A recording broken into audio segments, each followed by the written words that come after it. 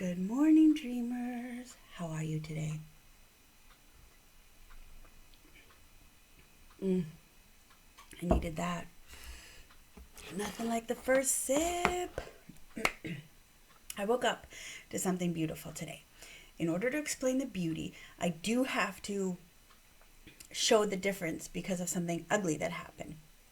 So there's a small contingent of people who are aligning themselves with a protest in Ottawa. That contingent of people is against the bill that is being passed that says no to conversion therapy of LGBTQ plus individuals.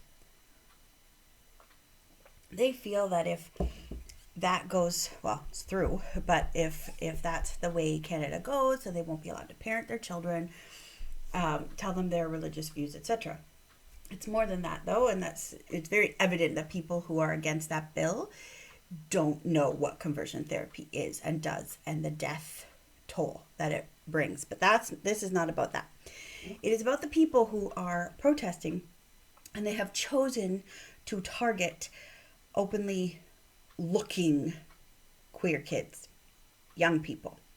So they're on the street. They were going this young person that my friend, it's her child. He was going to the Byward Market, and he started to get pushed and shoved as like, "Oops, sorry, I bumped you. Oops, sorry, I bumped you." And then names started to be called. Spit started to fly. I don't know what it is about people and spit. It's so gross.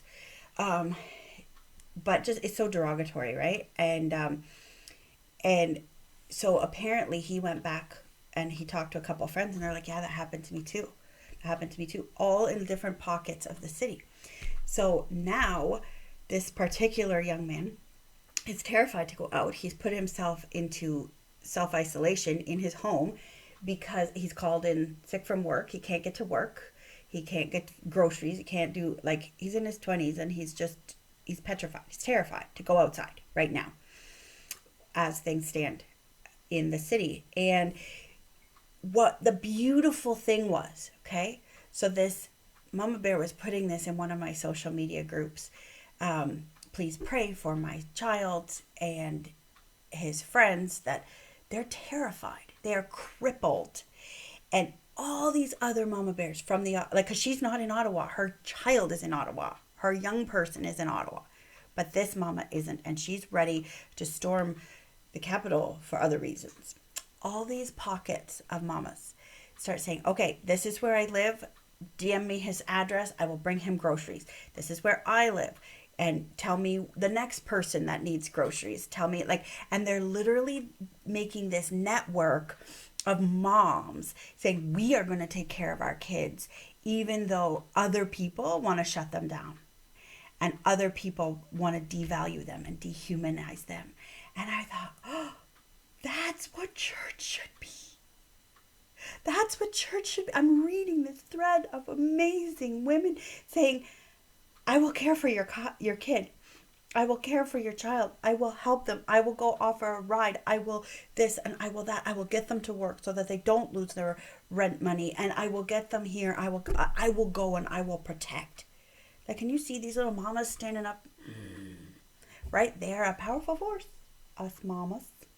Anyway, it was so beautiful watching other moms take care of other moms' kids because ignorant people are using an event for evil. And it wasn't to focus on that. It was to focus on this beautiful love that moms have. And not just moms. I am sure those moms are recruiting their single friends and their dad friends and their everybody friends to say, "Hey, let's take care of this pocket of humanity." It was beautiful. Just beautiful. I just happened to have the vantage point of the moms. So I'm not saying that we're way up here and we know. No. Men and women of all creed and color and shape and size want to defend each other. And it's so beautiful to watch this chain of grocery go-getters ride givers, all those things that moms are like, oh my goodness, I have to be a chef, I have to be a cook, I have to be a taxi driver, I have to, those things that overwhelm us on some days, those are the skills that we're using to serve other people. And I think it's beautiful. So if you're feeling overwhelmed today, just know that something you're doing is training you for the future. Whatever your future holds, it's training you. So keep going, keep learning. God, what do you want me to learn from this event? What do you want me to learn from this season of life? I'm lonely. I am painfully lonely, or I'm afraid and I know I shouldn't be. So what are you teaching me? Or I'm anxious.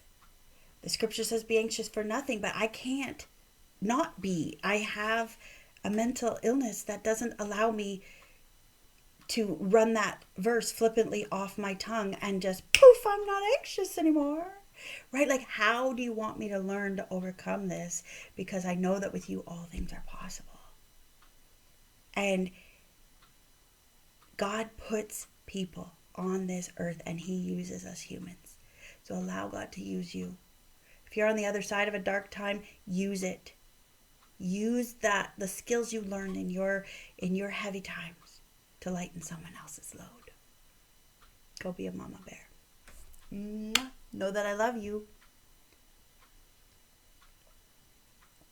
I'm proud to be here. We're going through some tough times,